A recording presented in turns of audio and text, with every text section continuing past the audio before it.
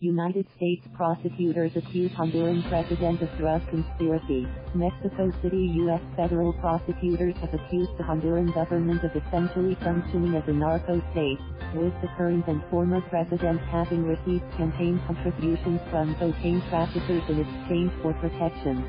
A 49-page document filed in New York's Southern District on Friday referred to Honduran President Juan Orlando Hernandez as a co-conspirator who worked with his brother, Don Antonio "Tony" Hernandez, and former President Porfirio Lobo to use drug trafficking to help assert power and control in Honduras.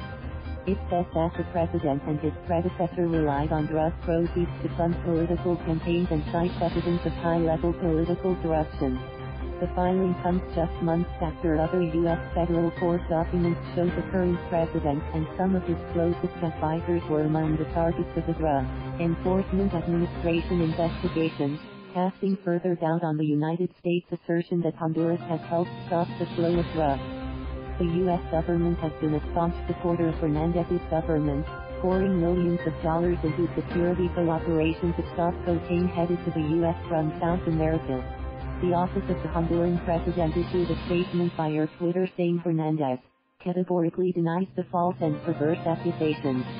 Specifically, prosecutors allege that Hernandez used just $5 million in drug trafficking proceeds to help secure the presidency in 2013. That campaign support came via cash bribes to Honduran officials as well as gifts and favors to local politicians, prosecutors argue. Hernandez won re-election in 2017, despite term limits in Honduras and widespread allegations of election fraud.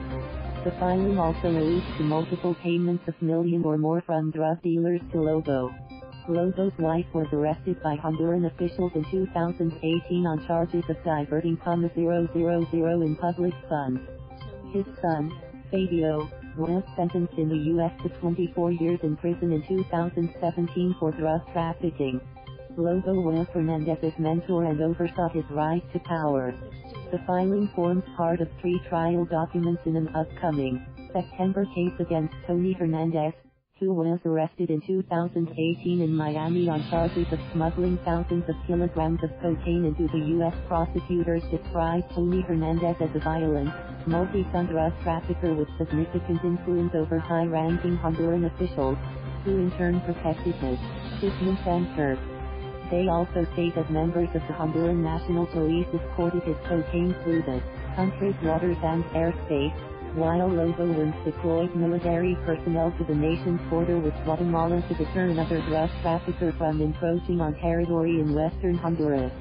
On at least 2 occasions, prosecutors say Tony Hernandez helped arrange murders of drug trafficking rivals, one of whom he had executed by a member of the National Police.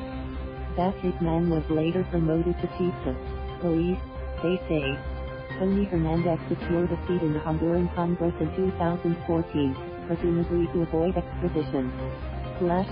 Thank you for watching. Please subscribe.